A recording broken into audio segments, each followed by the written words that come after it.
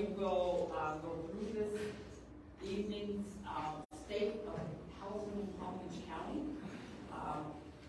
I know that I'm stating the obvious, but we've got a workforce affordable housing crisis here in Palm Beach County. You know that, I know that. As a grandparent, as a mother, as a sister, it is impacting us all the way around. Our loved ones can't live close to us. Now, some of us may be happy about that, but others may not. And, you know, in order for us to continue to service the residents of Palm Beach County in the way that we have grown accustomed to, and one of the reasons that we moved to Palm Beach County, we must provide workforce affordable housing. We don't have a choice if we're going to remain a viable community. You invested in our community, we want to make sure your investment stays where it is, so that our economy does not fall apart because businesses start to relocate as a result of not being able to hire employees here. So this afternoon, we came to talk to you about the state of the housing. Palm Beach County government cannot expend funds, or and we're limited as to what we can discuss that is on the ballot, and that's by law. So what we're going to do is tell you what we have, what is in the pipeline, some of the tools in our toolbox. We actually have been addressing workforce affordable housing for decades. I had long black hair, much thinner, and Patrick had curly hair.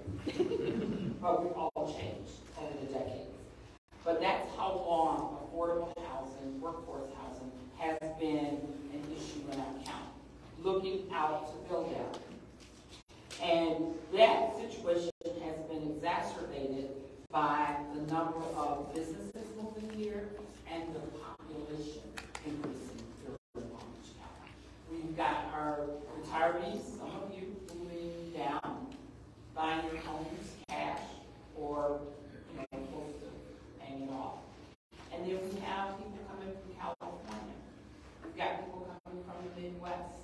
And so they love it here. Who wouldn't? It's paradise. But it's also driving up the values.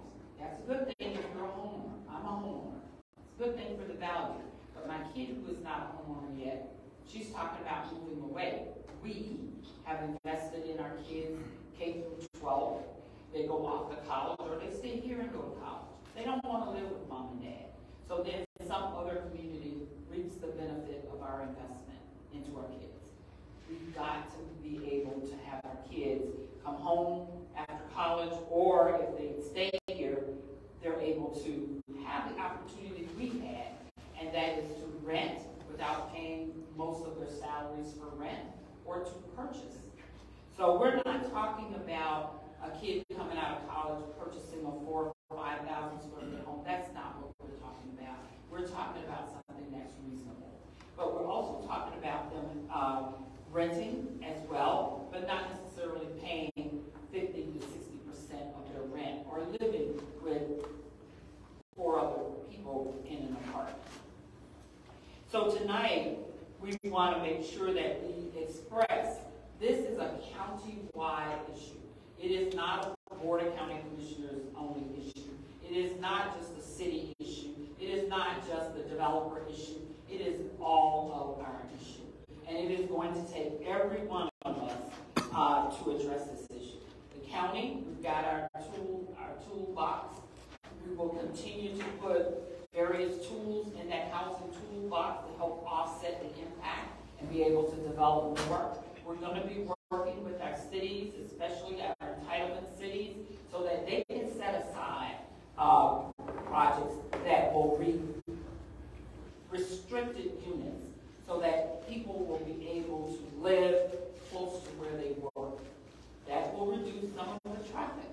But if we're all moving, the jobs are in the north and south end of the county, and we're traveling from west to east, it doesn't work. It has not worked. And so we've got to do something different. So tonight we're going to start out by this staff will do a presentation on our tools in our toolbox, and we're constantly looking for more tools to go into that box. Todd Von Larman, Assistant County Administrator, will be our moderator for the evening. So at this point, I'm going to turn it over to Todd. So again, thank you for coming out.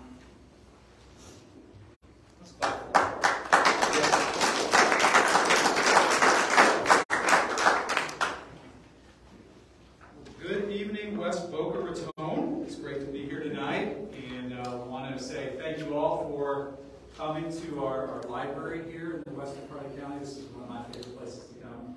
And I also want to thank Sherry Scarborough and the West Boca Community Council. I know a number of the members had another meeting tonight and decided to join us for this one because they wanted to have similar conversations about housing. So we really welcome you all to the audience this evening. We have a great, I think, program, and we'll have a great opportunity for some Q&A from all of you. So please, as you have questions, we'll have plenty of time to get to some of those and answer some of those for you. We've assembled a great panel for you tonight. I think some of our leading experts in Palm Beach County when it comes to the issues of housing, the tools in our toolbox, both from not only the public sector, but also from the private sector as well. So I'll start by saying, introducing Patrick Rudder. Patrick Rudder is an Assistant County Administrator with Palm Beach County. He oversees our planning, zoning, and building department. He also works in environmental resource management and the Office of Resiliency and the Office of Community Revitalization, overseeing those on behalf of administration. He's worked in the creation and implementation of Palm Beach County's mandatory inclusionary zoning program, probably one of the most comprehensive that there is in the state of Florida. He's a native to Florida, and he's also a University of Florida alumni and a huge Gator fan. So thank you, Administrator Rudder, for being with us this evening. Mr. Jack Weir. Jack is the Principal and President of Eastwind Development, LLC. Eastwind focuses on multifamily rental housing, and he's developed market-independent senior workforce and affordable rental housing communities throughout our county. Eastwind opened the District Flats and Solera at City Center, and Eastwind has also successfully developed over 3,000 units and has 4 projects totaling over 1,000 units in pre-development right now. He has experience with the Housing Tax Credit Program.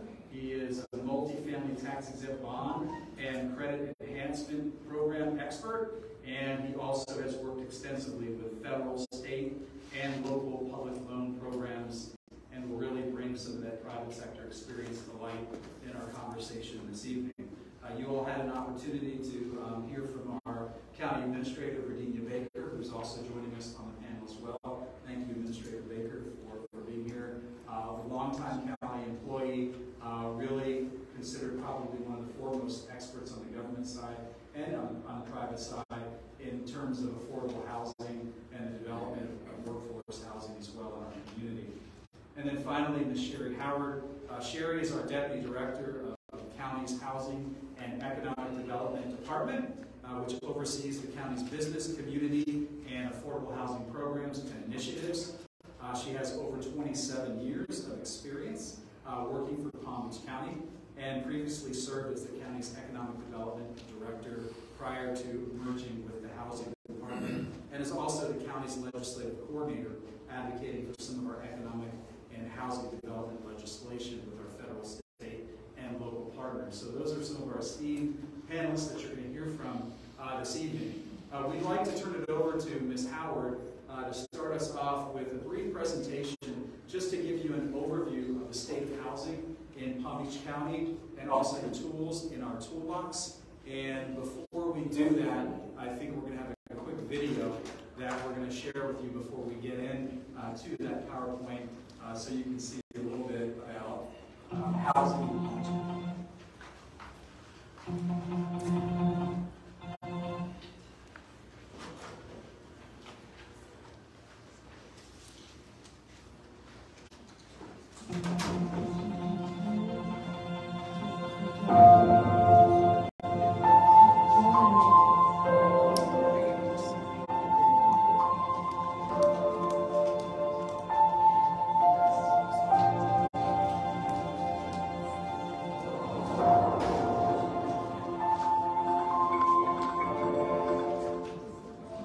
generations upon generations. Go to school, start families, begin jobs and careers here in Palm Beach County. From the restaurant worker at Delray Beach to the nurse at Good Samaritan Medical Center in West Palm Beach, all the way west to the farmer in the Glades. They build this community, their community, and our economy. What the American dream is supposed to be, but being priced out of the paradise they helped form. It's an ongoing problem affecting all who live and play here, from our educators, our bus drivers, to our small business owners. In Palm Beach County, record home prices and trends are keeping the dream of owning a home out of reach for families and making it difficult for established and new businesses to recruit and retain employees in areas like small businesses, transportation, hospitality, and education. And what we're finding and what we're hearing from our small businesses, due to the lack of affordable housing and transportation, they're finding it difficult to maintain small businesses, individuals to do the work or to provide the services. People like to live where they work. And unfortunately, most of our jobs at PalmTran we have great jobs, and I believe we have competitive wages, but they're median sort of wage jobs. And so folks just cannot afford, in the economy that we are in currently, to live where they work. We have increased our rates of pay for our staff 3 times this past year to just try to keep up with the cost of living. But the rates have just increased incredibly, and we just aren't able to keep up at that level. Florida is not the best funded state in terms of education. We're 44th in the country. Our teacher pay is about 48th in the country, and you'll get average teacher salaries. So it's a struggle across our state, and that struggle is even more pronounced here in Palm Beach County because of our high cost of living. I think we're poised to utilize this particular situation to act. We cannot sit by and continue to watch the market traditionally change communities that were grounded in folks that have lived in Palm Beach County all their lives. And so what we have to do is we have to, one, make investments to make affordable units come to market as quickly as possible. We have to look at creative ways to attract and retain our workforce. We have to be mindful of the services that are being provided to our residents, but how do we make sure the workforce is here in the county to provide those services? There's so much opportunity here in West Palm. There's so many companies that are coming here. There's so many people who live here. That in terms of being able to bring the biggest and best companies into this area from all over the country, obviously we're going to need to be able to have a housing infrastructure that can support it. Unequaled and distressed times call for innovative ideas and solutions. This is where you come in.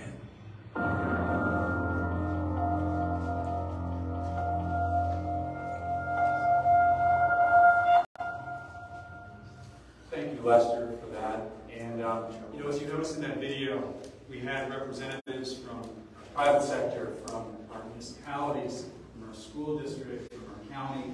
And I would be remiss if I didn't take a quick pause to just introduce, we've got a few elected officials representing those organizations in the room with us. We've got Amy Thompson from the city of Boca Raton, Frank Barbieri from the school district of Palm Beach County, and then we have County Commissioner Maria Sachs with us as well. Commissioner Sachs has been very instrumental in her time on the Board of County Commissioners and really diving in there on the issue of housing, supporting the budget that the administrator brought before the Board of County Commissioners, which has some of those additional tools in there. So thank you very much, Commissioner Sachs, for your efforts in this particular area. And with that, I'll turn it over to Ms. Howard to just kind of talk through a little bit about those tools and tools. Thank you so much, Todd. So just to give you kind of a quick overview of some of the programs that we manage and how we provide housing to our residents, I just wanted to go over a few things that Administrator Baker talked about. So this is just a snapshot of over the last 5 years. So the population grew by 4.6%. The number of businesses increased 17.4%. And we became known as Wall Street South because of all the financial industry sectors that have been moving particularly to West Palm Beach. And while it's great to create jobs and have new businesses and become more diverse, it also has effects on other things, including affordable and workforce housing. As we've seen nationwide, there's logistical supply chain issues, there's the rise in construction costs, there's low housing supply and high demand, and wages are not keeping up with the rise in home prices. I'm going to show you how that looks right now.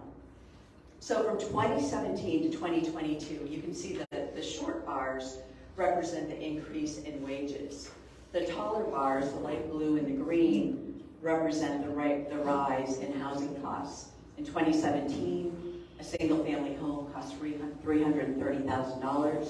In 2022, a median-price single-family home cost $620,000.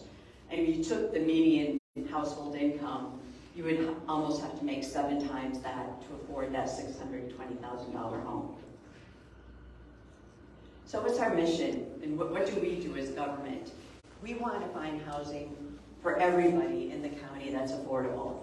Whether you're a nurse, whether you work in a restaurant, whether you're an engineer, you know, we want housing for everybody that's affordable so that their entire budget is not taken up by their housing costs. And these are our essential people, people that we work with every day. So these are some of our programs, and how we fund a lot of these programs is through federal, state, and local funding sources. So whether it's through HUD or the state with our SHIP programs or with local ad valorem dollars, we fund almost everything that you can think of. We use every tool in our toolbox so that we can see what the need is and activate the programs when we need them, when there's funding availability. So everything from purchase assistance to emergency shelters and rapid rehousing. So from very low income to moderate income. These are some of the fun times we have. These are the happy times when we get to turn over keys to people because they now have a house and they never had one. And if they didn't have some favorable terms with their mortgage, they wouldn't be able to afford one. But this helps them get their foot in the door. We also do other things besides programs for individuals and developers that are on the other screen.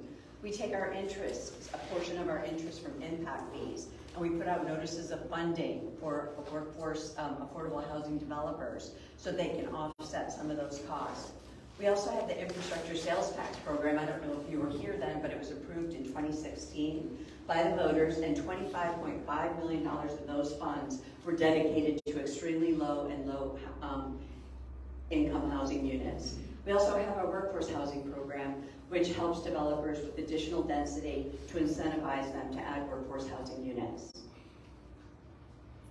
We also have other things that we use, and it includes zoning. So density where density makes sense. So to encourage workforce and affordable housing. So there's a lot of other tools that we have in the toolbox. So here's just a little summary of what we've been up to over the last 5 years.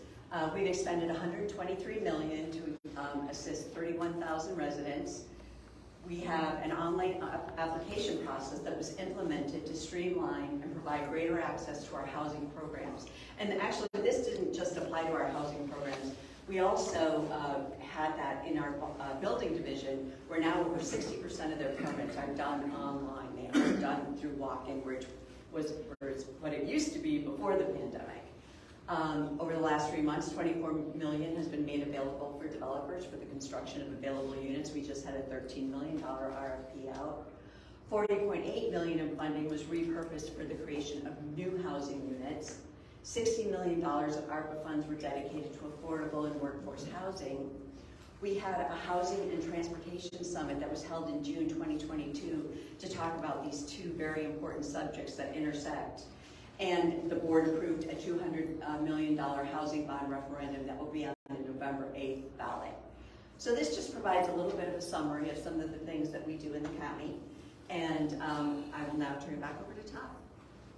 Thank you, Sherry. Appreciate that. I just kind of wanted to lay that out for you a little bit so you have an understanding of some of the things things we, as a county government, work on day in and day out and have been developing for years and years. But really, the issue of solving affordable housing and workforce housing, the county can't do that alone. It really takes a strong relationship with the private sector and our developers in our community who are actually physically building these units in order to kind of make that puzzle whole. And I wanted to give an opportunity for Mr. Jack Weir.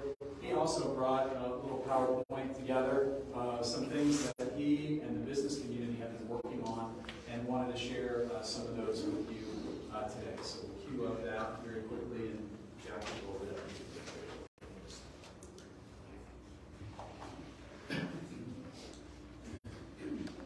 Thank you, Todd, and good evening. So, great to be here. We're thinking of putting Roman numerals on the end of these community forums. So this will be Roman numeral 3 for community forums. So it's part of our effort to educate residents around the county on what we're trying to do here. And get started here. So I'm here not with my Eastman hat, but I'm also the chairman of the board of the Housing Leadership Council, which is a nonprofit housing advocacy group. It's a policy group. It doesn't produce housing itself, but it's designed to work with the county in developing housing policies that will promote workforce and affordable housing. So there was a housing summit 5 years ago, and out of that there came a housing steering committee, which is a voluntary group of stakeholders that have participated in a series of meetings. One of the things that we fastened on at a pretty early stage was trying to come up with a dedicated local funding source. And one of the reasons for that is Florida was a leader when it established the State Housing Trust Fund in 1992, one of the first in the nation to do so. But what's happened over the last 20 years is the state legislature has swept money out of that fund for non-housing purposes. The amount that's been swept over that time is really staggering. It's over $2.5 billion. Palm Beach County has lost over $200 million. So that's one of the reasons why we're where we are today, because of those sweeps of funds out of the State Housing Trust Fund. If you're a lawyer, a realtor, and a banker who take money out of the State Housing Trust Fund, you go to jail. But that's not how it works in Tallahassee. So, the Housing Leadership Council, working with Florida International University, commissioned a housing needs assessment in 2020, right as the pandemic was descending upon us. And the results were released in February of 2021. And we knew there was a problem, but we didn't know what the numbers were. So when we got the numbers, it was pretty sobering. 57% of the renters in Palm Beach County, so nearly 100,000 households, are cost burdened, meaning they're spending over 30% of their income on housing. So it's actually much higher. It's not 31%. Many of them are up in the 40s. More than half of that cohort, so 30% of all the renters, are spending more than 50% of their income on housing.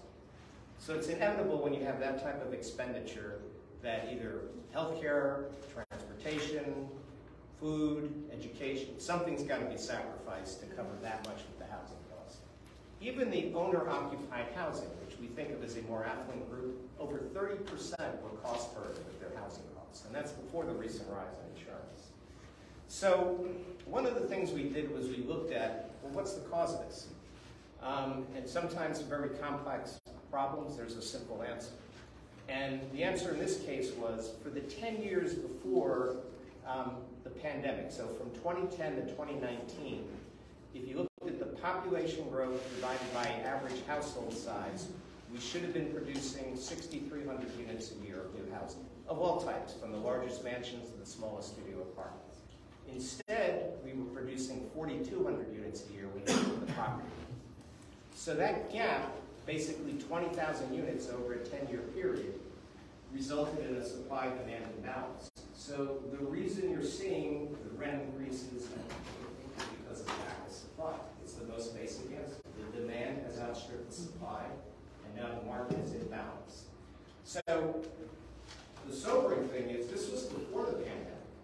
When the pandemic hit, we had a population surge for people who could work remotely, and the supply supply slowed down because bank financing dried up for 6 months until they figured out that it wasn't the end of the world. So, so what happened in that case was that if you, depending on the month you looked at, rents went up over 30% in 1 year, from 2021 to 22. It went from June 21 to June 22. Just to put that in perspective, when we do the development pro forma, we model 3% a year for our rent increases. So you had 10 years of rent increases compressed into 1 year.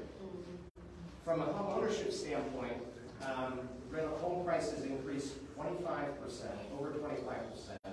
That's why the median home price basically crested at over $600,000 for a median home price earlier this year in Palm Beach County. Dropped back a little with the high mortgage rates, but far, far above where we were just a couple of years ago. So the result of that is essential workers are essentially priced out from home ownership, and they're struggling to pay their rent. And it's not just teachers, it's nurses, it's engineers, it's physician's assistants, it's trades, plumbers, electricians, meaning many of the people that make the county work, that make it tick, are being priced out. So if you're in your home, you've paid off your mortgage, how's it going to impact me? Restaurants closed, schools closed, longer waits in doctor's offices, less care in hospitals, slower response times, EMT. This will diminish your quality of life even if your own personal housing situation is set. So what are we going to do besides throw up our hands in despair? How will we do? So on the ballot this November, and those of you who've got your vote by mail ballots have already seen this, is Palm Beach County question number 1. We have a whole range of organizations that have endorsed this. The language on the left is the legal language, many of which is dictated by bond counsel. It's 4 bonds. That's what it is. That's those little pop cards I handed out. 4 bonds. Basically what you're doing is you're asking the county to increase the supply of housing by raising money from investors. And the reason why the steering committee chose a bond was it's the way to make the greatest immediate impact in the shortest period of time. If you set up some type of new fee and you had to wait for the money to come in, it would be years before you could accumulate enough money to make a meaningful dent. Here, $200 million, AAA rating, historically low interest rates. They're not as low as they were, but they're still low by historic standards. And since it's being voted on by all the voters of the county, the funds can be used anywhere in the county, both in unincorporated Palm Beach County as well as all of its municipalities as well. So the bond will be used for low interest loans. It's a broad group of beneficiaries, but this is what I would call a moderate income and a middle class program. This is not for extremely low income households. The county has other tools for that. And this is not for rehab. The county has other programs for that. This is new construction to increase the supply and address the problem. So because of that, it's a pretty broad eligibility group. It goes from roughly 60% of AMI, call it 45,000 for household income, all the way up into the 120s, which is the 140% AMI. And that's the magnitude of the crisis. That's how deeply it goes in, that high in the income bracket. So the goal of this is to address this net shortage of 20,000 housing units there. The way it works is it's gap financing. And I'm going to explain it. One's for rental and one's for home ownership. On the rental side, if you look at the way a typical multifamily rental development is financed, it's usually 65% construction loan, 35% equity, which has to be raised from investors. That equity is expensive money. Those investors are looking for a return of 15%, 18%, 20% annual rate of return. What the bond program would do, it would substitute for, say, 10% of the equity, 1% low interest loan to the developer. It lowers its cost of capital. The developer in turn agrees to restrict a portion of the units as workforce housing set-aside units. That means they're below market. It's basically a subsidy so that they put below market units in what would otherwise be a market project. And the goal is to both increase the overall supply of units and increase the proportion of those units that are workforce and affordable housing. So that's the way it would work. I'll talk about some of the safeguards and compliance mechanisms, but that's the core concept. On the home ownership side, it's slightly different. The county has certain required sales prices which are based on income. So to give you an example, 80% AMI may be $220,000. So hard to produce a house for that now. If the house costs $270,000, that $50,000 gap would be covered by the bond proceeds. So the other important feature of the program is leverage, and this is leverage in a good way. You're taking a certain amount of public dollars and you're leveraging it with $5, $6, $9, $10 of private dollars in order to do this. So, and then the lower the income targeting for the particular unit, the higher the loan. So it's basically designed to be a little bit of subsidy if you're at the higher end of the income spread, and a larger subsidy if you're targeting lower incomes as well. This is a financing mechanism. It doesn't change the approval process in municipalities or the county. There's not a shortcut. The developer still has to go through the standard approval and permitting process. So the bonds are part of a larger housing plan, which I'll talk about. There's measures or recommended actions to expedite the permitting and approvals, but it's not a substitute. Each one still has to stand on its merit, each project. Where will the units go? Some of it you heard about already, but it's basically major commercial corridors that's more conducive to density and rental apartments. Redevelopment of commercial centers. So you've all seen these things that were built in the 70s, and they've got these large open parking lots. So Palm Beach County is land constrained. You can redevelop those into mixed-use communities where there is shopping, where there is residential, where there is parking and others. It'll encourage walking. It'll also provide more units in places that are near employment centers, shopping, schools, etc.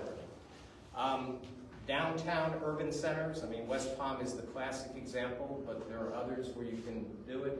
And transit-oriented development near Brightline and Tri-Rail stations as well. The last one on there is important. Historically disinvested neighborhoods. Many of them have been minority neighborhoods that were disinvested over time. There are large numbers of vacant properties. These are, we think, ideal opportunities to promote smaller scale development and home ownership, whether it's smaller starter homes, duplexes, townhomes as well. The question everybody's going to ask is, okay, $200 million, how much is this going to cost? So this is a countywide campaign. That means it's spread over all the voters and all the taxpayers. So it's a broad pool. So what that means is the impact on an individual household is relatively light. $4.36 per 100,000 of assessed value. When you look at the median price home that we talked about before, $14 per year. So those who are out there saying, 600,000, 436, that doesn't compute. Remember, in your median priced home, you have homestead exemptions, which reduce the assessed value. You have Save Our Homes, so if you've been in the home for any period of time, that reduces your assessed value. And there's sometimes a lag between assessed value and market appreciation. So the County Department of Budget and Finance ran a study, and it's $14 per year. The cost on your tax bill is actually going to be less because there are certain bonds that are burning off as they mature. So this isn't revenue neutral, but it's basically $1 a month. So I don't think that's too high a price to pay for a better community. So any project that receives bond proceeds will have a recorded deed restriction. So that means in the public record, you will have a deed restriction that says these units are set aside at these AMI levels. For the rental housing, the landlords are required to file annual compliance reports. So that will be with the county, the municipality, or if they designate a third-party monitoring service. So every year they're monitored to make sure they're complying with the obligation. If they're not, then they have to correct it immediately or they're subject to penalties. If a rental project sells before a 30-year deed restriction period is up, they repay the loan, but the deed restriction remains with the property, and so you continue to have the workforce housing units that are below market. So the loan proceeds are intended to be recycled. This is a whole parallel source of money. Once the bonds are issued, they're repaid by the taxpayer. This money can be recycled on a semi-continuous basis under the program. Both rental projects and homeowners are required to provide notice of sale. For the rental projects, that's easy because they have to repay the loan.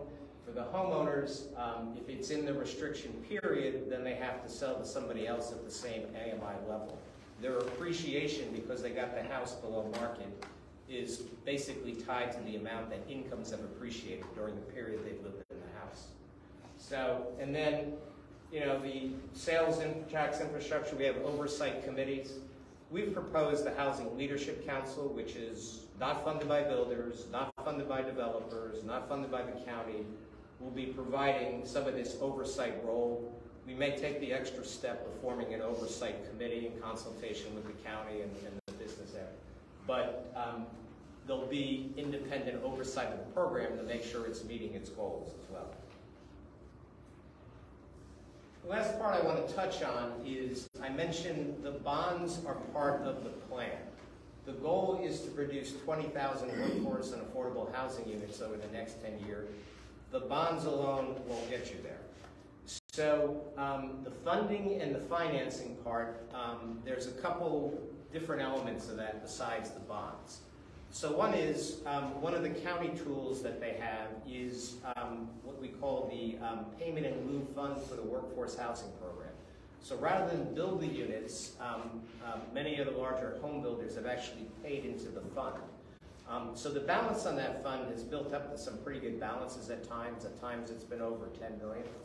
So one of the recommendations in the housing plan to the county, for which the county has been receptive, is to use the funds to finance home ownership that meets the income criteria wherever it is. Historically, it was in the county, and it was for sale units produced under the Workforce Housing Program. This would broaden the use of the funds so they could provide permanent mortgages to both counties and municipalities where workforce housing was being produced, that meet the income criteria, regardless of the origin. Couple other things. There's a reference in some of the campaign materials to Wall Street investors and cash buyers. There's a program in Cincinnati where the housing authority or housing agency basically set up a fund to be a competing cash buyer. So they basically put together funds, partly with the cooperation of local lenders, and they would buy houses from sellers on a cash basis.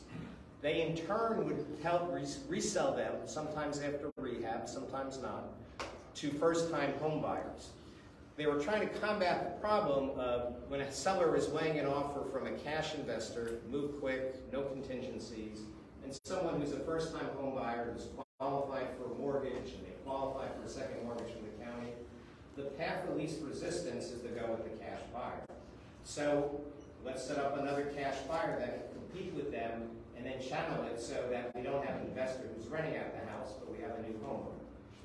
So that's another innovation that's in the funding and financing. And it's not all on local government or the county. One of the things that we're doing is proposing a philanthropic initiative to basically bolster the capacity of nonprofit developers to do small-scale rental and to do home ownership. There are groups in the county that are doing great work, but they're limited by the resources.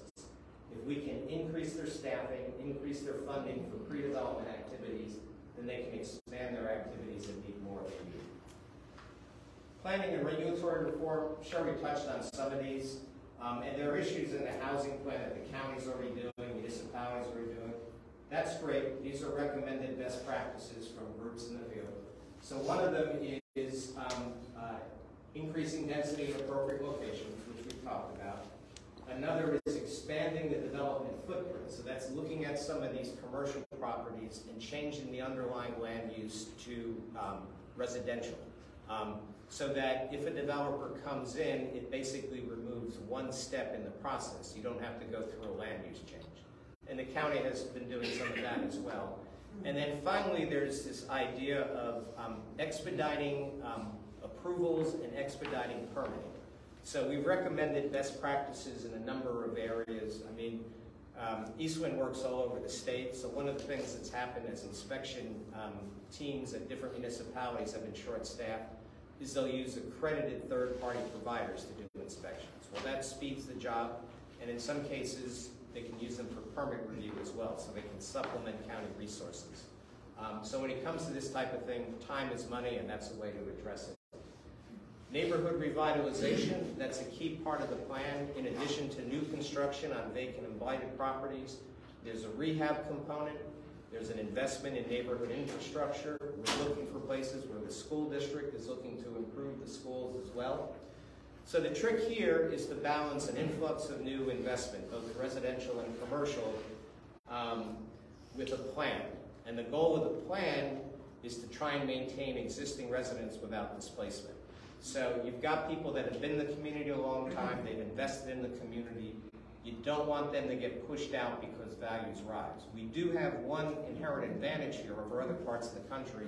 Save Our Homes means that their property tax bill increases are capped at 3% a year. So there are other challenges, but that's one where nobody should be forced out of their home by tax increases as property values increase. And the last is racial equity. The Housing Leadership Council has partnered with FIU again, and they're currently doing a study. And the focus of the study is what can we do to raise the home ownerships of Black residents in Palm Beach County. There are obviously historic financing obstacles. How can they be addressed? There are appraisal and valuation issues, so how can we address those? And there's a whole host of legal issues that are not exclusive to minority communities, but disproportionately impact those. Things like code enforcement, title issues, heirs property. It's very important to the concept of intergenerational wealth that you can pass your property on to your children, but you have to have valid title to it, you have to make sure there are no liens, etc. So part of what we're proposing is to work with legal aid on a program that does outreach in some of the neighborhoods we're trying to revitalize as well. So as the video said, it's a critical issue. The reason the business community is so involved in this, the Economic Council, the Chamber of Commerce, this housing bond is endorsed by the Boca Raton Chamber of Commerce, is because it's not just a hardship for the residents who are impacted by housing, it is also a business issue, whether it's trying to retain existing employees, attract new employees, start a business, and then there's the personal part as well. For those of us who have grown children, it would be nice if they could move back and have a place so we could be by our grandkids as well. So with that, I'll conclude. If anyone needs a palm card afterwards, I'm happy to give it to them, and of course, I'll be happy to entertain any questions at the end of the program. Thank you, Jack, very much. Appreciate it. And we're going to get some questions here in just a minute. But one of the things that struck me when you talked through your presentation was just sort of the diversity of people that qualify within affordable and workforce housing programs. And I think a lot of you got this when you walked in the front door, the pamphlet that we had just on housing, and it struck me when I opened it up. In the middle section, you know, some of the individuals that touches. And so maybe, Ms. Howard, you know, real quickly for you, you know, talk to us a little bit about who lives in affordable and workforce housing, and what are some of the challenges and solutions that they're looking at when they're looking at our inventory that's available currently for our residents. So these essential workers that we've all talked about and touched on, they do not earn an income where they are going to be able to afford to buy a home, or the way the rent prices are going, they're going to be able to afford to rent a house. So we have a number of different programs that we use, and one of them is a first-time home buyers program, and that affords people a favorable term for a second mortgage so that they can live in a home for a certain period of time, and their payback isn't as much as long as that deed restriction is on that property for a long time. We do keep an eye on what we do as far as our, our minorities and who's participating in our programs. And I know that in our affordable housing programs, over 60% of our residents that have been recipients of the program are Black, African American, and 18% are Hispanic. And we see those same kind of numbers in our workforce housing programs, so that we do know that we are hitting, every area in our county, every population. We also have our Office of Community Revitalization, and what they do is they go into distressed communities in the county, and they do not go there to tell a community what to do as government. They want to bring the community together, talk about what their priorities are, and talk about what they want to strive for as far as achievements. Do they want to try to get street lighting? Do they want to, what are their goals for their neighborhood? So those are some of the ways that we target those types of communities, those distressed communities. And so when we start thinking about the kinds of homes and developments we have, I know that there's a lot of creative juices that are flowing out there in the county and in the business sector. Maybe Assistant County Administrator Patrick Rudder can shed a little bit of light about, we hear about cottage homes, Patrick. We hear about container homes, modular homes, other alternative models. Are those some of the types of things that the county is looking at to continue to address this issue? Yes, not just those, many others, and any other ideas that might come forward that meet our Florida Building Code. And that's one of the challenges that we do have. It's something that we take very seriously, our strength of our building code, but it doesn't necessarily require what we see day in, day out as our traditional building form. So there are a number of container home projects, not large scale, but individual homes and some multis that have been constructed throughout the county. You would know the difference driving down the street. They meet Florida Building Code, they work. Our cottage homes, you might think of accessory income homes. I live in a community, I'm up in Abaco and Jupiter. They constructed those with mother-in-law quarters, if you will, in the back, small apartments, 500-600 square feet. There are other communities that have constructed those. So there are a variety of other ways that can be done. What we're always looking for is the market to bring those ideas forward as well and challenge us with the need to find a way to make those types of new innovative ideas work. We look at call it some modular construction, but some preform construction that occurs too, where a lot of the pieces of a home can be poured, the concrete and the walls built off-site, and bring them in. That'll speed up the construction activity on the site. We've got a couple of apartment projects now that are the port walls, so they'll bring in the forms before. And not to get too technical on it, but when you see these things, they do bring the projects to market a lot faster. I think Jack would tell you, the faster you bring something to market, that's the less time your money's exposed. That helps on cost as well. So we are wide open to a variety of ideas, and we look forward to the market bringing more than us. Yeah, thanks, Patrick. Jack, when you were giving your presentation, you had a photo of a restaurant with a close sign in front of it. You alluded to at the end of your discussion about, sort of what the impacts of the lack of affordable and workforce housing is in the business community. I mean, can you expand to us a little bit? What are the impacts related to the shortage of affordable housing on the business community in our county?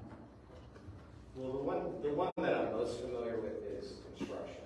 So, and what I can tell you is we already have an issue with the aging out of a lot of the skilled trades people, whether they're electricians, plumbers, carpenters, HVAC technicians. And an electrician visited my house the other day, and he was a little late when he was getting there. And I just happened to ask him, he was like, "Dude, it's like, where do you live?" And it turned out he was living in Fort Pierce. So he's an electrician, but that was where he had to live to work in North County to do this. So it's hard to maintain existing staff. One of the challenges that Kelly Smallers faces at the Business Development Board is she's trying to attract new businesses here, and it's a good business climate. But it's hard for them, these new businesses, to find places for employees to live. So she has lost companies because of the housing crisis. A number of these folks who are commuting down to the northern part of the county live in St. Lucie County. In the southern part of the county, they're commuting from parts of Broward or even further south as far as Homestead. As those areas develop, particularly in the St. Lucie case, there's going to be more of a temptation for folks to live closer to where they work and go there and leave here. We addressed a meeting of the firefighters union executive council, and I started talking about the need, and they said, "You don't need to tell us. We're talking about this in our station houses every day." This goes right to the core. Firefighters, first responders, EMT. If they're short-staffed and you have an emergency, that's life. That's critical. That's some of the plain anecdotes that we have. But I can tell you, Tom, that every small business person I talk to, and even some of the larger businesses, they say that employee retention and attraction against the housing crisis is their biggest obstacle. Administrator Baker, you have 6,000 employees reporting to you that work in essentially every square inch of this county, from the western parts of the Glades to north into western Jupiter, down here in Boca in the center part of the county. Maybe can you share a little bit about what you see amongst your workforce and what this impact of the lack of affordable housing is having on the government workforce? The same as the private sector. Government is a business. We recruit, maintain employees just like the private sector. What we're finding is a number of our employees have been long-term employees. They have retired or they're getting ready to retire. COVID sped up that process for us, and so we're having to replace those individuals. We have more job openings than we have people to fill them. And so that also impacts the services that we provide for you. A lot of our employees live in Port St. Lucie, as previously stated, and I have to tell you, there's a sign up, I've got to remember, it's either on I-95 or the Turnpike that says, "Tired of commuting?" As you run into Fort Pierce. "Tired of commuting? Call this number, jobs." St. Lucie County is working diligently on their economic development. And so as they continue to grow businesses in St. Lucie County, we're going to lose our employees because they're going to want to work close to their home and they can afford to live in Port St. Lucie and St. Lucie County. So if we want to remain competitive, remain a sustainable community, we have got to come up with ways to provide workforce affordable housing. And when we talk about workforce affordable housing, for the affordable side, we're talking about a family of four whose household income is $73,600 annually. When we talk about workforce housing programs, we're talking about a family of four whose income is between $54,000 and $126,000. So these are not people that are just sleeping all day. They work. And some of these are single-head households with 3 kids. Some are dual income. So we've got to work diligently at creating these units so that we can maintain our workforce. Ms. Howard, you heard from our administrator that clearly lack of affordable workforce housing is affecting our recruiting, it's affecting our retention, and we've talked about business and county working together. I alluded to some other partners in the room, municipalities, our school district. How can we continue to work with all those entities, with our not-for-profits, with other organizations throughout the county to come together with a plan, and what does that look like in your mind? Well, the county is 45% of the land mass under the Board of County Commissioners, and the rest are the 39 municipalities. So there's a lot of room to work together to look at whether it's regulatory incentives, whether it's grant or loan incentives or other types of incentives. We've also had a lot of interesting discussions are starting to talk about, I want to open a business here, and I'm looking at a potential parcel to open some houses, some apartments, or something like that. So I think that people are starting to get really creative and think outside the box. So everyone really needs to work together. Affordable housing is not easy.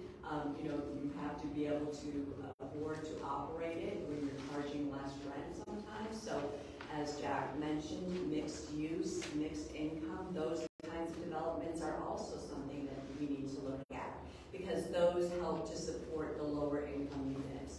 So we need to just step out of the box and look at everything, and it's going to take everybody, the county, the cities, the business, the nonprofits, and the residents. Can I have one thing here? Workforce and affordable housing is not different. When you drive by it, you should be able to tell the difference. There's nothing in a financing mechanism that restricts rents on certain units. It says that something has to be substandard, or finishes have to be substandard. So it's a financing mechanism, it's creative, but from a quality standpoint, it should be indistinguishable from other buildings as well. We own a building called the Verdi Place in downtown West Palm Beach, between the square and Clematis. And most people think it's a condo. It's actually an affordable housing tax credit deal for senior households above 62. And it looks like a condo in one of the other condos in the area. So there is nothing substandard about the housing that we're producing. Yeah, Just to piggyback on that, Jack and I have worked over the years on various projects, and that is a passion of mine. Housing is a passion of mine. And I believe every person that works, and even those that for whatever reason they don't, deserve safe, affordable housing. And it impacts our kids. If our kids don't know where they're laying their head at night, they can't learn in school. Those are the people we're going to depend on to take care of us.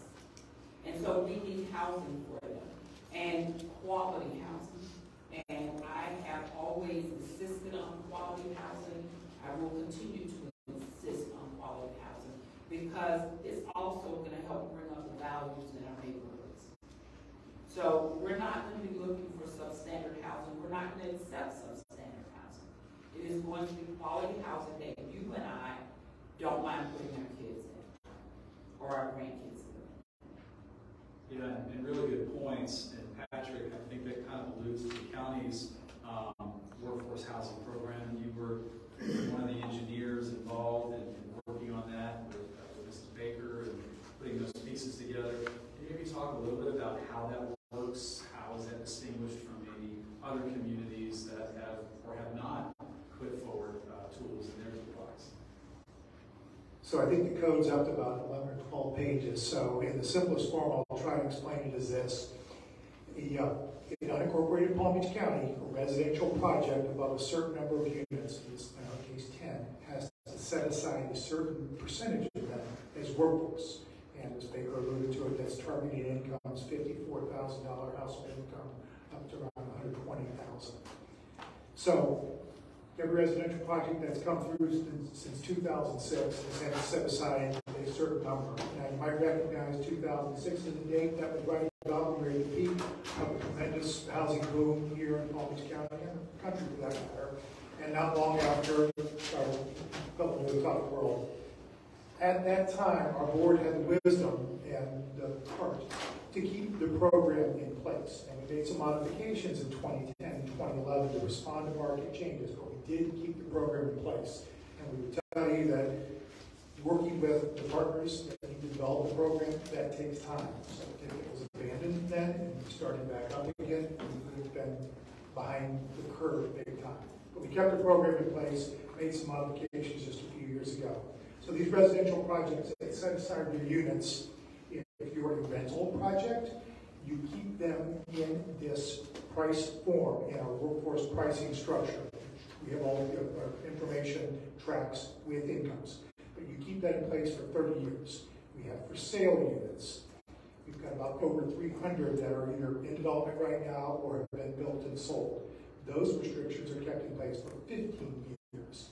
And 15 years meaning I bought it, I sell it to somebody else in year 10, that 15-year clock starts again. The idea behind both structures is they're there for as long as possible. We don't want to have to lose them, recreate them, etc. We want them around as long as possible. So, touched on about 300 for sale. We have over 1,000 rental units out there right now in Palm Beach County that have been created by this program. There are another 1,000 units or so that are out there in pre-development world, and it's worth noting the workforce units created from this track, and are created only when the market rate project is built. So let's flip to one, just go down the road here to Uptown Boca. I was just looking at their prices, just to give you an idea. Our rental prices range from the lowest of the low, right around $1,000 for a studio apartment, to the top of the top for a 4-bedroom apartment with our highest income would be somewhere around $3,700 in our price points. Just looking at Uptown Boca prices, for instance, they're advertising a 1-bedroom renting for $2,600.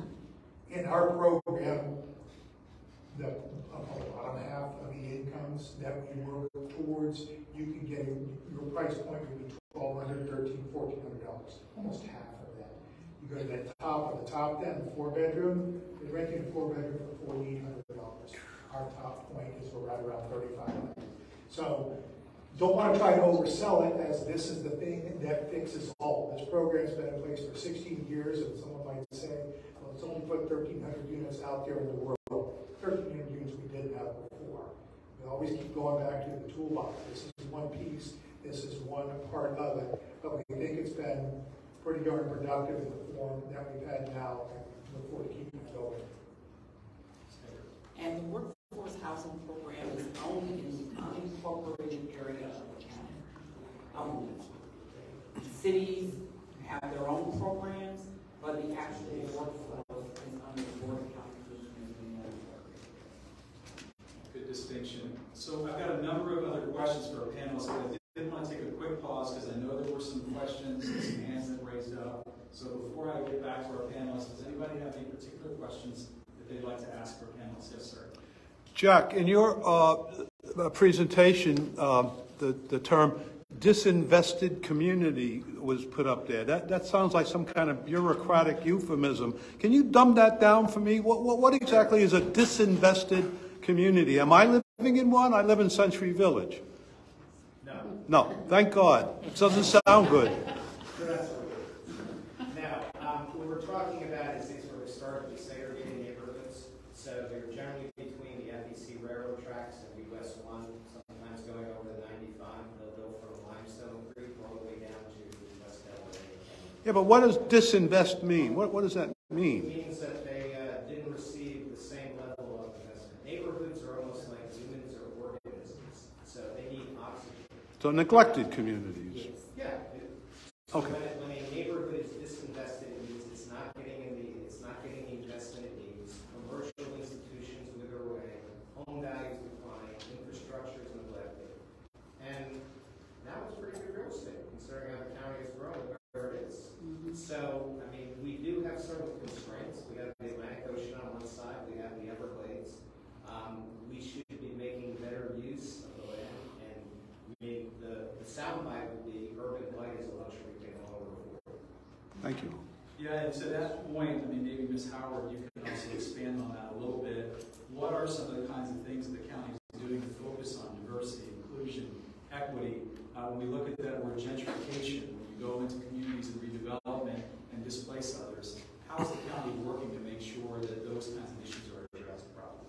I think going back to focusing on engaging the communities that we're actually talking about, making sure that when there are changes being made around the community, that we have forums for them to attend to, or we can engage the community in conversation like we do with our community revitalization team.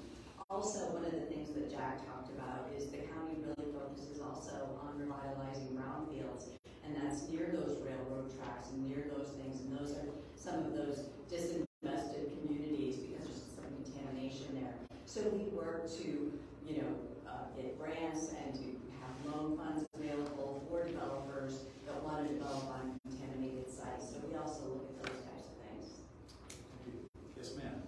I don't know, maybe you did say this, but my understanding is there's a certain percentage when a builder comes in, there's a certain percentage if he gets some of these monies to set aside a percentage of affordable housing. And how can you hold, if that is true, how can you hold the builders or the construction people responsible for actually maintaining that percentage and not sort of maybe the first year they'll keep that percentage and then all of a sudden you notice that it's shifting or whatever? I mean, is that... Sure. How do you ensure compliance with the Yeah. program? Yeah. So the county would be a second mortgage lender. So they would have a subordination agreement with the first mortgage lender. And one of the requirements of the loan agreement would be the recorded deed restriction. So again, that's a public notice. If anybody wants to refinance the property, they want to sell the property, public notice, it's subject to the deed restriction for the set-aside units. Then the other part that you talked about is the compliance monitoring. So there has to be a report each year that indicates that the percentage of units that the developer committed to are being set aside by the owner at those income levels and those rent levels. So if you are out of compliance with that, there's a financial penalty. The county has done this through its workforce housing program. You have to remedy it. If you don't remedy it at a certain time, there's a financial penalty. And of course, you would be barred from participating in the program while you're in a bad actor, while you're not fulfilling your obligations. So that's how you would ensure compliance. It's a very similar mechanism to what goes on in the housing tax credit program where Florida Housing provides oversight. And it's the same situation. If you're out of compliance, you go on the list. We'll call that the public shaming part. You have to remedy it. There's a financial penalty if you don't remedy it in a timely fashion. And then you're barred from future participation in the program. So that's how we do it. The county currently has a number of programs where we fund development, and those same measures are in place today, and they have been since I started working with housing in 2000. So this is not, the rules won't be new rules, there'll be rules that are tried and tested, and we already know how they work, and most of the builders and the property managers are aware of what we require. When they sign, they agree to it, and then we hold them accountable for it. We hold ourselves accountable for ensuring that we're monitoring those rules and those rules are made available. The county has come up with a portal that we're going to be rolling out, and that is a website where people can go in, they can actually see the developments that we've invested in, the county as well as cities, and then the property managers are going to be required to keep it up so that if I'm looking for a unit, I know that, you know, place down the street has a couple of units available. They fall within my category and I can apply. Yes, sir. How many people is the population of Palm Beach County increasing per year? And how many of these 20,000 units will be multi-family units? So there is a requirement in the housing plan. So the status is the housing plan has been submitted to the county. There are a number of discussions that have occurred with staff, and the plan is to bring it back to the Board of County Commissioners after the bond referendum, so we know where we stand. So in that housing plan, there is a recommendation that a minimum of 25% of the bond proceeds be used for home ownership. So it's not strictly a rental program. Home ownership is a little tougher because the cost per unit is greater. There's a smaller scale, and there are not as many units for a given dollar of development proceeds. But it's very important to have a home ownership component of this, and part of the goal is to raise home ownership rates, particularly in some of the neighborhoods that we're talking about.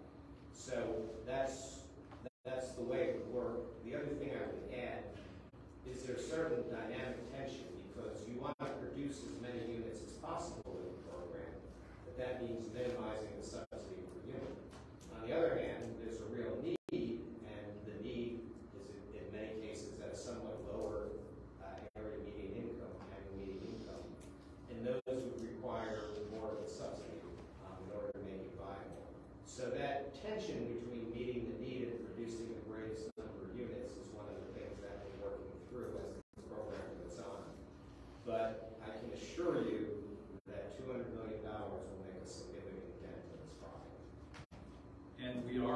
very rapidly growing county. We are over 1.5 million right now. I don't know the exact numbers. Maybe somebody know the exact, Patrick, per week or per month that we're growing. It's 1.2 annually. I mean, this is kind of just a little, can't even, few days supply, few weeks supply of housing at the rate we're growing. Well, I wouldn't say that we're growing that rapidly, and actually there are other counties in Florida that are growing more rapidly. So I want to Well, say, let's not talk about Palm Beach County. Right. Let's Tampa, which is growing much faster. right. But I mean, the thing to note, and what's been so frustrating about what's gone on in Tallahassee is Palm Beach County has a larger population than 11 states in the District of Columbia. So we're sort of at the mercy of what goes on up there. But we have a need. I mean, and the need is most acute in South Florida. When you look at housing need across the country, there is San Francisco Bay Area, there's New York City, and then there's South Florida. So this doesn't purport to solve the whole problem, but it's more than needs. This would be a significant thing because remember, it's not 200 million; it's 200 million times the amount of private capital that you bring in there.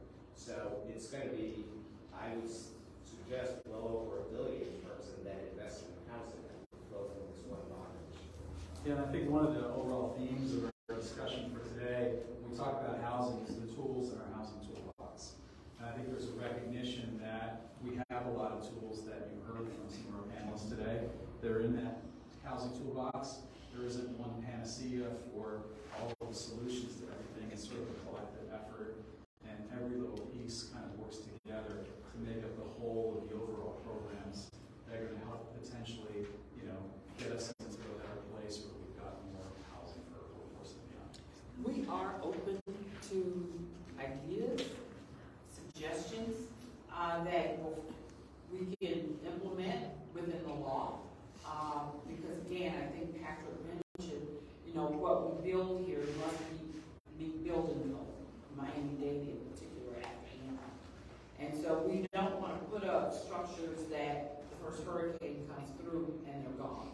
So we're going to build to building specs. We're going to build quality housing. This particular bond issue, again, will not be the panacea. We'll continue to work and bring in more dollars. I do know the federal government HUD is also talking about allocating some additional funding for housing as well. We currently utilize HUD funding now to provide apartments as well as single-family units when we put out RFPs. This process will be through an RFP process where we'll be requesting for proposals. They'll submit, we'll evaluate them, rank them, and then move the process forward. So we're open to ideas. I don't think there's one solution to this. It is a number of solutions. It is one of education. And that is why I read out the amount of money that comes into a household of 4. Because when you talk about workforce affordable housing, people are kind of like, I want it, but not next to me. Well, it has to be. Because we also want to make sure that you've got services in your community, and we want people to be living close to where they work. And so we're going to need assistance from all of us. I mean, I moved here, maybe 800,000 people were in Palm Beach County when I moved to Palm Beach County. But we're 1.5 million. And so we have grown, we will continue to grow, but we want to grow orderly, we want our quality of life. That's why we all moved here, and that's why we're still here.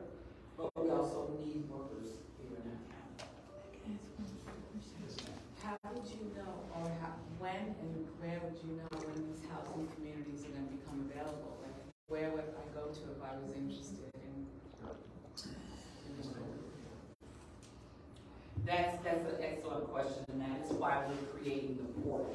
And all the county projects will be in there, and we're working with our municipalities so they put that information into that portal. That way a person goes to one location and they can search to see where they may want to live, and are restricted use land. And that portal will be affordable housing, like what portal? It will identify the affordable workforce housing units. Because one of the things that the county has learned from other communities, and as well as ours, you don't want to put all extremely low in one location. You want mixed income, and you want a variety of housing types, so that it helps the value in the individuals living in those communities. Yes, sir. Just a follow-up question about this portal. You said there's going to be a portal available. Do you know what month that portal might be available?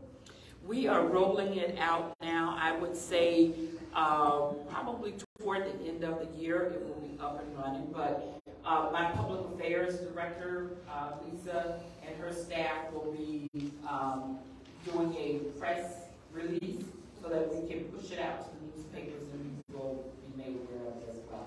Or you can also go to www.pcgov and we'll plug it up on our website as we roll it out. And also, is there some place on down? our website for the Department of Housing and Economic Development under the county, we do have a section where it says I want to, and you can look under affordable or workforce housing, and it will tell you some developments that are available. Those are just some that come through funding or approvals through the county, but we're looking to involve the cities so that all of the affordable workforce housing units are there. But you can go to our website and check out and see what some, what some of the units, where some of the units are. I have one question back here. Well, obviously the general population ownership is going to see a tax increase because the bond issue is being created, as they stated, $14 at least for the average homeowner. But you mentioned the capping of 3%, but all the commercial properties and people that are not homesteaded, there's a 10% cap. Commercial properties really aren't capped. The values have gone up nearly 20%. So,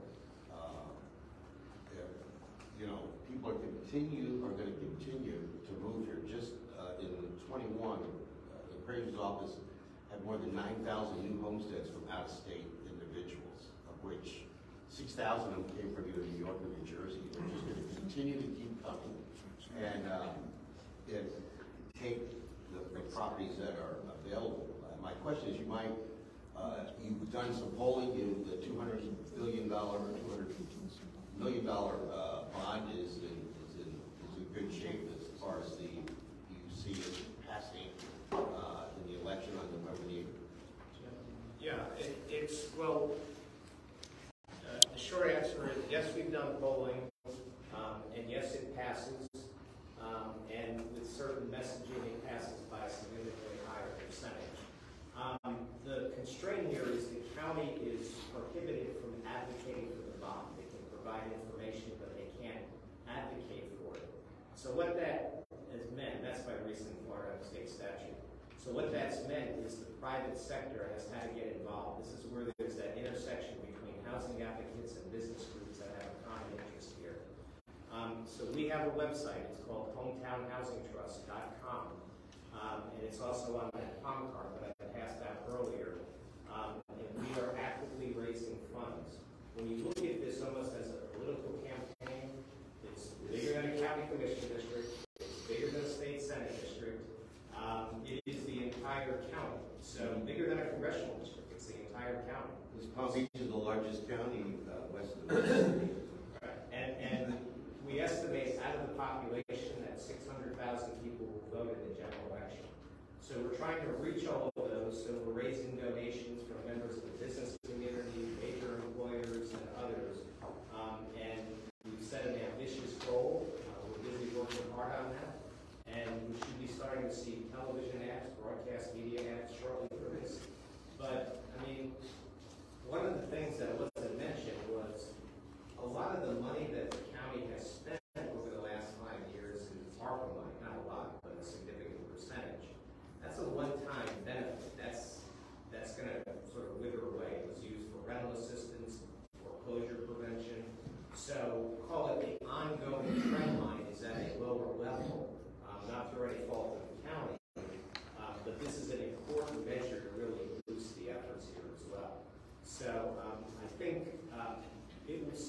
lot to businesses that Palm Beach County approves this by a pretty strong majority.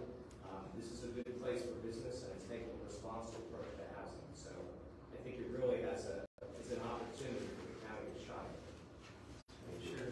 Actually, no, I wanted to know if my question was answered. Never mind. I know that we've got a quick video that Jack wanted to show just as we wrap up this portion on housing. I know that Sherry had a couple of other items she wanted to collectively discuss with the group. Neil, you have one question about Yeah, I just, a suggestion, since you guys are taking suggestions, it may be a certain, if projects come in with a certain threshold of workforce housing or affordable housing, then we can get them to a public hearing in 90 days. And it's because, as you know, timing on a lot of this development takes, and every process, not just the counties, it takes a long time. And so we can get them through the entitlement period faster, those markets can get built, or those units get built faster. Thank you, good suggestion. I agree. And then Jack, this was a video that you asked if we could play. It's a minute or so.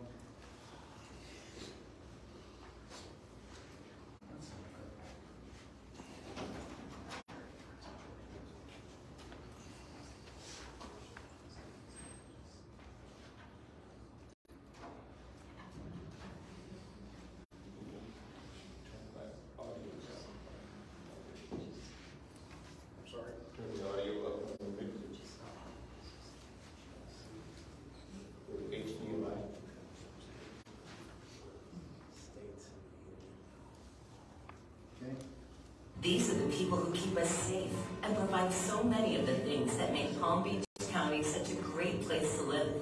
But homes and apartments are too expensive, even for high-skilled workers like nurses, teachers, and first responders. Runaway housing prices are forcing these essential people out, putting our safety and quality of life at risk. So what can we do to help fix it? This November, vote for the Housing Bond. It will help build 20,000 homes for our hard-working, essential middle-class workforce.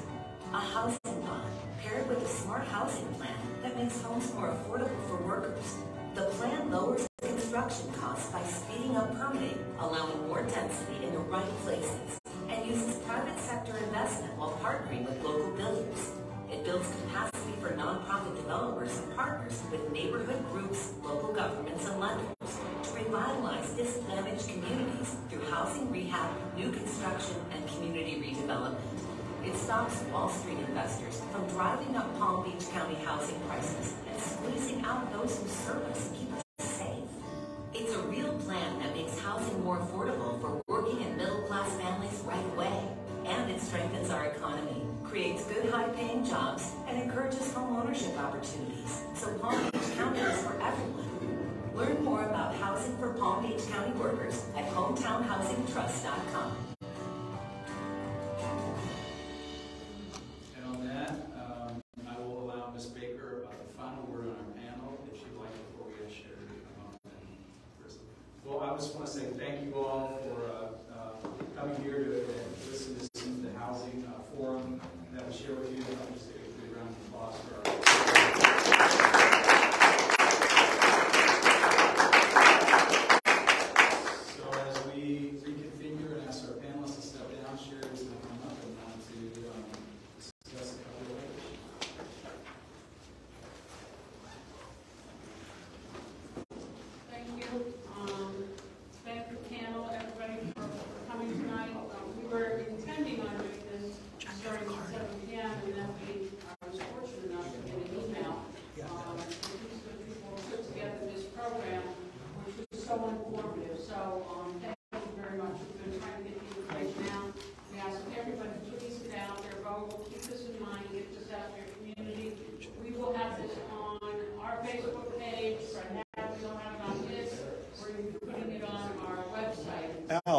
as well. But we still have more to talk about tonight. We're going to talk about the school board referendum. We have our school board member here, Frank Barbieri.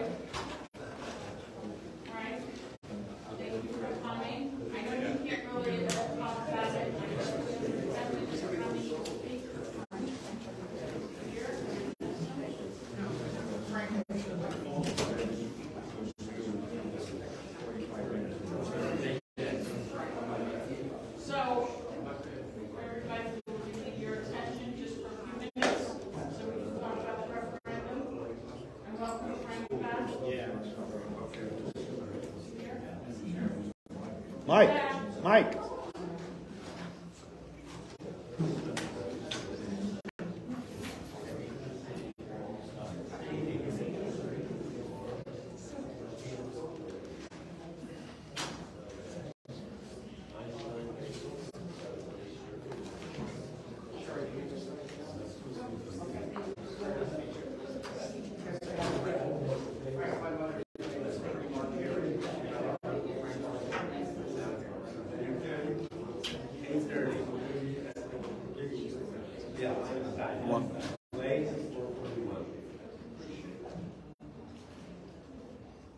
So I would like to tell you a little bit about our referendum that's on the ballot also. So there's two county referendums there. We're number two.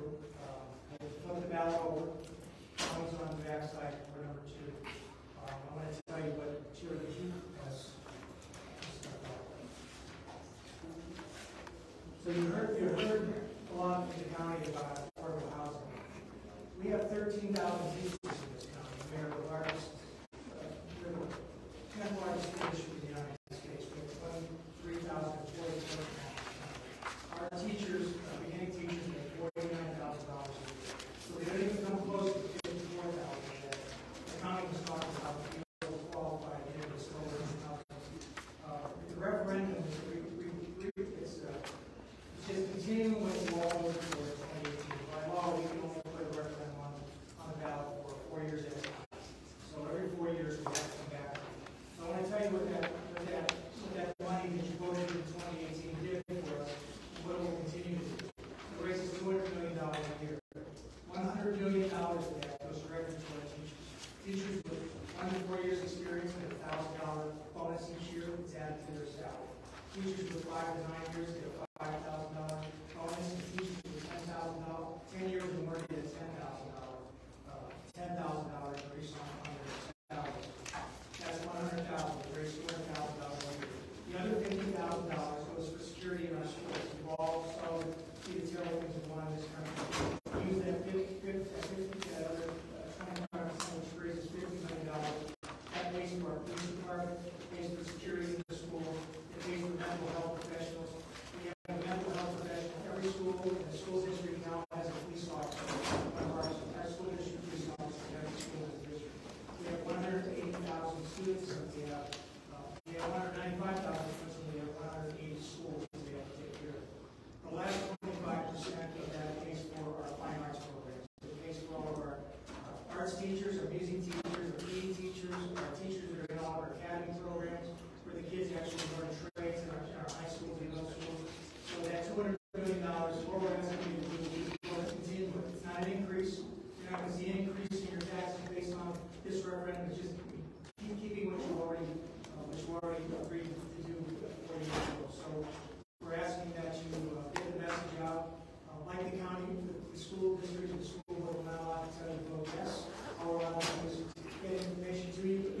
I can tell you that our teachers have been spending on that money for 4 years. So our average teacher gets about $8,000 from that referendum. So if you don't renew it, the teachers are all going to get a pay increase. We have 13,000 teachers. We hire 20,000 or 1,500 teachers every year. 40% of our teachers leave within the first 5 years of their employment. So we're constantly looking for teachers. We're currently 400 teachers short in the district. So there's a lot of kids that don't have permanent teachers in the classrooms. And the reason for that is they can't afford to live here because we don't have enough money to pay them. The state, unlike the county, they can raise taxes anytime they want to. They can change their millage rate. We can't do that. Our income is based on what the state gives us. The state has chosen, this state has chosen to educate at the rate of, we're 42nd in the country. So there's 41 other states that are funded better than the Florida public schools. I can tell you that the Palm Beach County School District is an A-rated district. We've been an A-rated district for over 10 years. If you go to Broward, they're B. If you go north, the Indian River Martin, they're B. If you go west, over to some of the other counties, they're C counties. So you have a great school system here. Every single school in Boca Raton is an A-rated school.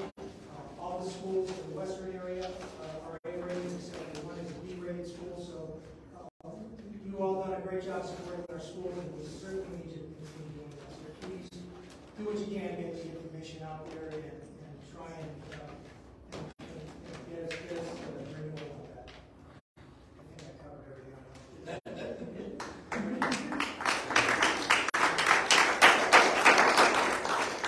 Hey, Frank, but one thing I think every taxpayer realizes is that the largest portion of their tax bill is to support Palm Beach County schools. That's right. And That's the number what we have found is the retirement community has been the most supportive of the schools in this county. Whenever the board has gone out and asked for like the sales tax in 2020, I think it was 2012, 2014, I don't remember when we put the sales tax in place, but that was overwhelmingly supported by mostly by the seniors in the county. So those of you that are sitting here, probably none of you have children in our schools, but maybe you have grandchildren. I have 3 grandchildren in our schools, and I can tell you that it makes a big difference to the kids in the schools to have this money so we can keep their programs going in the high schools, their academy programs and their choice programs. Thank you, Frank. So yes, please get the word out. Vote yes on this. It's on the back side of the ballot. It's important. It's important for our future. They are our future. One other thing I want to do, I see Andy Thompson's here. Andy? And I just wanted everybody to know that, one of the greatest benefits of having this district provide us is we got a great relationship with the city, and we needed a new school. That's what we needed in the school, because GL's building up the street, and every home that you see in the north on 441, those kids come to both schools. We have one school left that's got some room, Sunrise Park.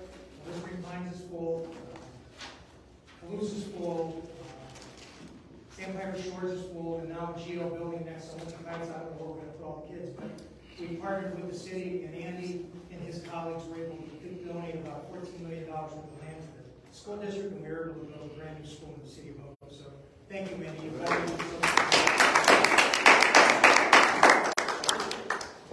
Thank you. So get the word out. Check out our Facebook page or Fred Hadley. This will be up there. Right here. Neighborhood question? Sure. What's going on with the Steinmart property in Shadowwood? Strauss Grocery Store. Strauss Grocery Store. Is there anything of that in the area to compare? There's a Strauss in Coral Springs. Oh. It's an organic. Yeah. And do you know anything about the Amazon in Uptown? In their own case, I actually had that question last week. I spoke to Alex Roseworthy. Amazon is building at their pace, and no one can tell them anything different. They're paying the rent for there, and it's a good old time. I don't know what's this. And the movie theater? The movie theater is not moving so quickly. Anybody that's been to the theater knows that people are not yet back in the theater. So we've got our fingers crossed that changes soon. And hopefully we will go out of business and will make the demand for us county to be better. Sorry. We'll share that information. I'm sorry, what? Yes, sorry. I noticed that there's some renovation going on by there's a building at the Florida Turnpike in Glades. There used to be a restaurant, and I saw a sign, dispensary coming soon or something. Where the Starbucks is on the Where south side. Schnellenberger's was. Remember Schnellenberger's? Okay, yeah. And there's a Japanese buffet there. Yeah, that changes every couple of years. Now it looks like a medical marijuana dispensary. Nothing in the restaurant.